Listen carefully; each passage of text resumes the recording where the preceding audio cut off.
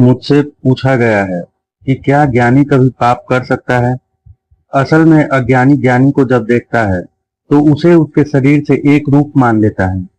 क्योंकि वह आत्मा को नहीं जानता और शरीर को ही आत्मा मानता है, तो वह अपनी भूल का ज्ञानी पर भी आरोप करता है।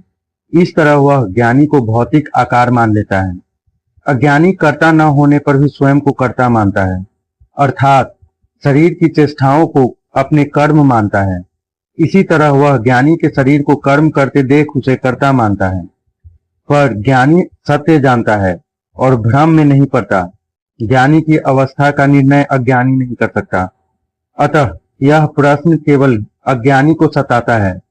ज्ञानी के लिए यह प्रश्न उठता नहीं।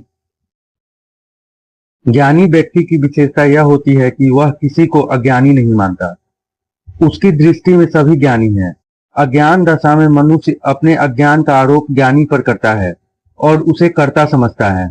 ज्ञान दशा में ज्ञानी आत्मा से भिन्न किसी वस्तु को नहीं देखता। आत्मा पूर्ण प्रकाशमय और शुद्ध ज्ञानमय है, इसलिए ज्ञानी की दृष्टि में अज्ञान है ही नहीं।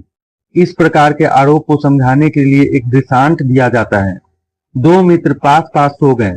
उनमें से एक ने स्वप्न में देखा कि वह दोनों लंबी यात्रा पर निकले हैं और दोनों को विचित्र अनुभव हुए हैं। जगने पर इसमें इन घटनाओं का सुनकर मित्र से पूछा कि क्या यह सही है। दूसरे ने उसका उपहास करते हुए कहा, वह स्वप्न केवल उसी का था जो दूसरे किसी को प्रभावित नहीं कर सकता। इसी प्रकार अज्ञानी अपने भ्रमपूर्ण विचारों को दूसरों पर आरोपित करता है।